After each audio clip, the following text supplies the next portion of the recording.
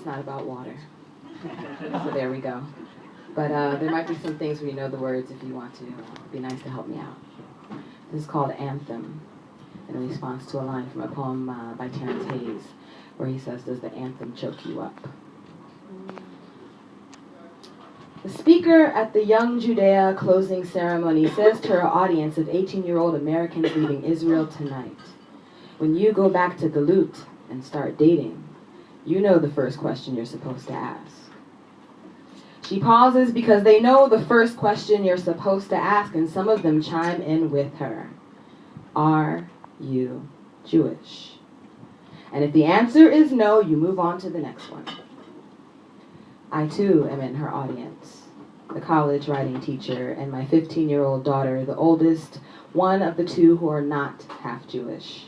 But she says we when speaking of her peers, when speaking of racism against Arabs in Israel, when speaking of the next generation of Israelis who may forget the importance of the Holocaust. My mouth is a bit agape. The moment when my youngest asks if she's Jewish and her father says yes, and I get upset because I know this does not prepare her for the future, because I know when she is asked and tells of her heritage, she will be told she is not. So why bother with the pipe dream of belonging now? Tell her half, I said. Tell her half, at least. I think of Tiger Woods' response to the resentment at his refusal to be called black. Suddenly, Caucasian doesn't sound so ridiculous anymore, because it denies my mother. Don't teach my baby girl to deny her mother by claiming a wholeness she does not own. All this flashes between the speakers. If not, then move on to the next one, and her follow-up speaker, who begins with, "I was wondering when the yearly Jewish babies part of the speech was coming. Save the best for last, right?" The ceremony nears the end, and of course, it is time to sing Hatikva.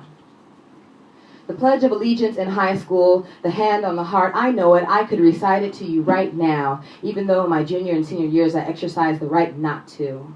One nation, under God, indivisible. I stand up because everyone else stands up. I look at my daughter. She stands too, automatically. I can tell she's not overthinking this like I am. She knows all the words. Of course she does. I know the words too, actually. Jen starts humming the Star-Spangled Banner in class, and Cynthia joins in, and I join her too. It feels almost involuntary. I don't really want to sing it, but I do, because it is there inside of me. I'm indoctrinated like the rest of my countrymen. Gave proof through the night that our flag was still there. There was an infomercial, one of those YouTube ads you can't skip before the video you really want to see. It said something like, "Who doesn't get choked up by Hatikva?" Or "A real Jew gets emotional from Hatikva," with Israelis from all walks of life singing it. To be a free nation in our land, the land of Zion and Jerusalem. I think of how I stand under the siren on Holocaust Day thinking of the Middle Passage. I think free nation. I think our land. I think Jerusalem. I think, but wasn't this song written only for Jews? I look around me at the American Jews in the audience, some swaying with arms on each other's shoulders, then at my daughter singing. I join her. It feels almost involuntary. I don't really want to sing it, but I do, because it is there inside of me. I'm indoctrinated like the rest of my countrymen. I get choked up.